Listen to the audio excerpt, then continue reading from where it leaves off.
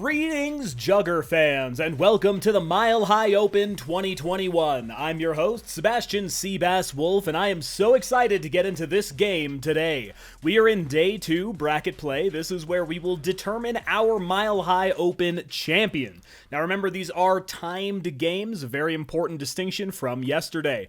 We've got the Lights, Reapers, Oklahomies, Desert Wolves, Ursae Majoris, Drenger, Spartans, and Rigger Tortoise, our 8 tournament teams facing off to claim the championship. But taking a look at our bracket, you may notice that we have very few teams remaining. The Phoenix Lights are taking on the Desert Wolves, still up in the championship bracket, and down below that, we have Ursae Majoris taking on the Spartans today. Only one of the teams in the lower bracket will make their way back up to the finals to determine our Mile High Open champion. Now, if you have never seen Jugger before, or you want a little bit of a recap on the rules and regulations of play, we are going to take a brief moment to walk through some of the how-tos of Jugger so that you can understand exactly what action is unfolding on the field. Jugger is a competitive sport played between two teams. 4 enforcers armed with Pomfin and able to defend themselves, and 1 quick who has nothing and is the only player able to grab the ball in the center, known as the skull. After a countdown, the players enter the field and face off against each other in the center. The enforcers spar with their Pomfin while the quick fights for control of the skull. If a player is struck by a Pomfin, they drop for a set amount of time, temporarily taken out of the action. Using a variety of Pomfin from the spear-like slash or short and shield to the intimidating chain, an 8-foot ball on a rope, enforcers must work as a team to deal with their opponents while creating an opening for their quick to grab the skull. Once the quick sees an opening, they rush for the skull and then for the goal, placing the skull inside it and scoring a point for their team.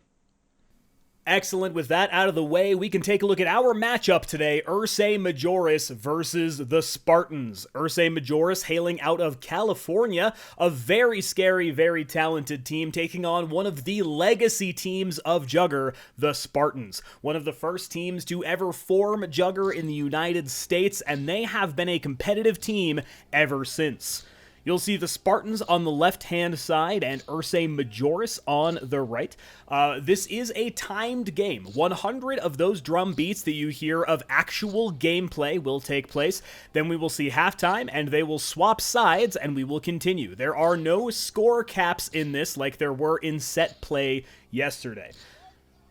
Alright, with that, we can hear the ready calls going out, and we are just about to get into this game, and here we go. You can see Ursae Majoris right there charging in on your screen as all of the Juggers face off in the end. Looks like Spartans are going to get control of the skull first. You can see Avocado there quick, getting a hold of the skull. A beautiful chain jump in the back there by the Spartans. Fantastic work as they're going to try and push in, but a good flank by Ursae Majoris is going to stop them in their tracks. A few people are setting up pins on either side. You can see basically a double pin there by Ursae Majoris. You cannot pin 2 enforcers using a Q-tip, but you can hover one while pinning the other. Very, very effective. And just like that, Ursae Majoris are going to walk it in. They will put in a goal, and they will take the lead 1-0.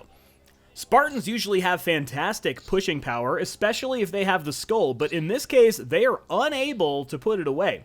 Ursae Majoris take an excellent and early lead thus far in the match. With that, we see them running off again. You can see David on the Ursae Majoris absolutely screaming down the field. Insane speed on that player right there. We can see the right-hand side by Ursae Majoris. Attempted chain jump is not quite going to go over very well. They're just going to zone the Spartans quick off with a bit of scary shield waving, and an easy point for Ursae puts them up 2-0.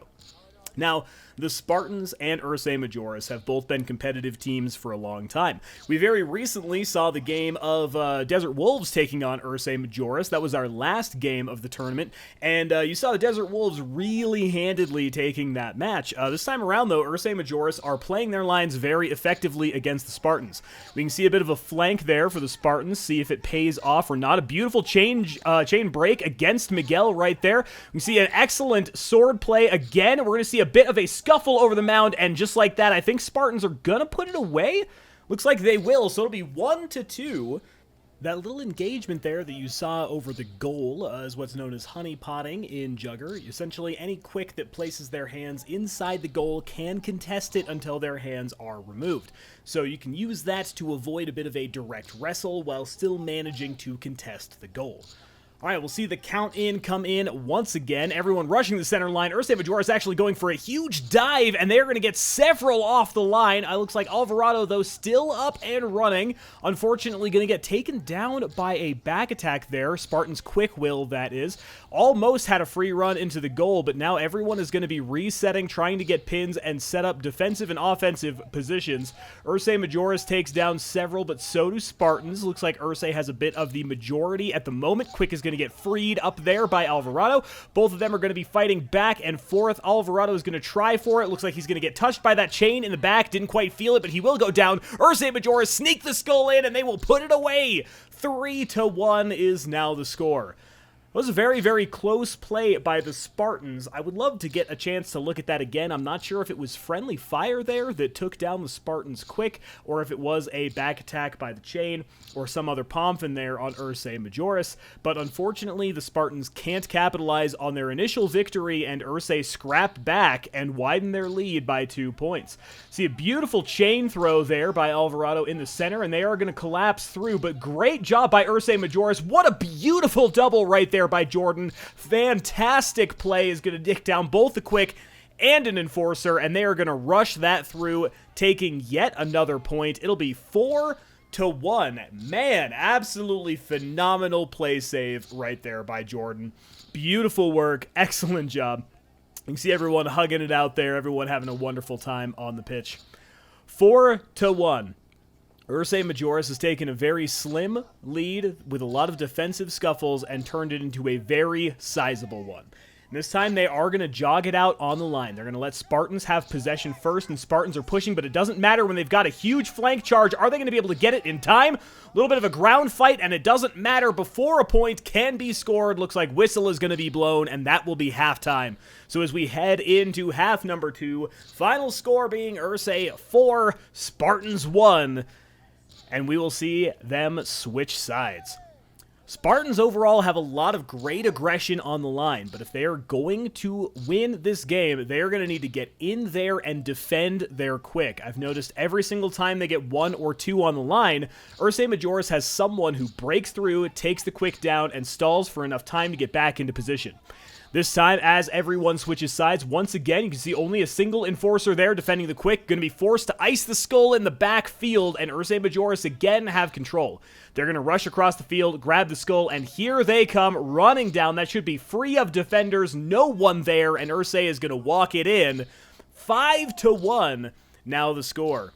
Exactly the same problem right there. They overall had a good opportunity on the line to try and push through, but it doesn't matter when that flank can rush in quickly and stop the Spartans from being able to capitalize. Spartans now have a pretty drastic lead, a little under 1/2 of the stones remaining in order to try and score. Now, you can score very quickly in Jugger, sometimes only a couple of stones in order to get a play, so they can score quickly. It's not an insurmountable deficit, but it is getting closer and closer. Once again, Spartans are going to be forced to ice the skull. Several of them go down. There are no enforcers up. I stand corrected. They managed to get one into position, but they're going to be back attacked, taken down. See if they can try and scrap through a little bit longer. We can see Keisha right there taking down another one, but stabbed in the back once again. Several enforcers go down on the side of Ursae. It is going to be a quick wrestle here for a moment over the skull. Manages to elude Avocado and put the score in. Excellent maneuvering right there by Ursae's quick. Completely avoids the wrestle, spins, and outmaneuvers the Spartans, and 6-1 is now the score. Things are looking absolutely dire for the Spartans. This is their last chance. If they lose here, they will be completely eliminated from the tournament, and Ursae Majoris will be moving on. Ursae in a phenomenal position right now. They are definitely looking clean to take this game and move to the next round. Really good chain throw. Looks like it is going to be a double called. Both enforcers will go down, but again, a massive flank on the side of Jordan is going to get at least a triple there on the side. Ice again to the quick, going to get back up. See, that little bit of time differential between the chain and an enforcer is going to be enough. And just like that, Ursae Majoris will put another one on the board, 7-1. I've spoken previous videos about how if you get hit by a chain, you are down for 8 stones, whereas if you get hit by a pomfin, you are down for 5. In the case where a chain and pomfin double each other, the chain still has the advantage, as they are able to get up 3 stones before you are, and get themselves into good position to pin you or effectively put you to the ground.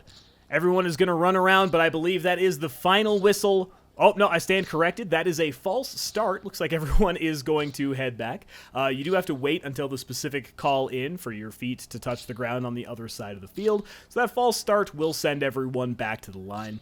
And we will take a second to talk a bit about this game as our teams are resetting.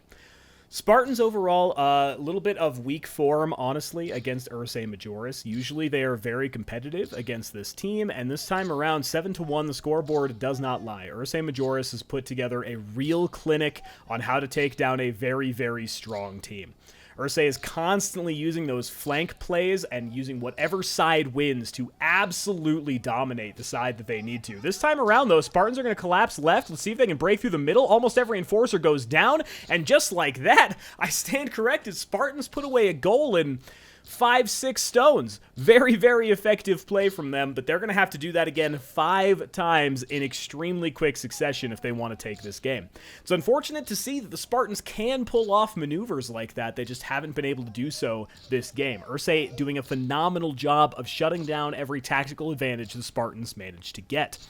One of the things I am loving to see out of Ursae Majoris is how beautiful, exactly like the play you just saw right there, is immediately capitalizing as soon as they get any sort of positive play on the field, jumping into the very next engagement as fast as they can. Once again, Spartans, even with their initial possession, are going to have to ice the skull away and try and recover if they can. Ursae Majoris taking everyone down on the side of the Spartans, and there's a lot of time being burned off the clock here. Spartans would have to score very quickly to even have a chance here. They're just going to kite around. Ursae Majoris' quick still hasn't been taken down on the far end. Finally will get taken down. I'm sure there was an ice of the skull somewhere in there. Hard to see exactly where the skull is being placed.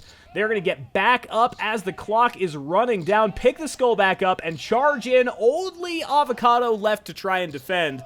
And it looks like they are going to run in right as the clock is expiring. 8-2 against the Spartans. Ursae Majoris, strong fencing, strong dueling, strong positioning from every single one of them, and they really, really put together a phenomenal game.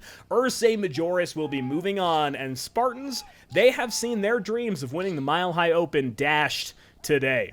Thank you all very much. If you enjoyed this video, hit like, subscribe, and we will catch you next time at the Colorado Jugger League.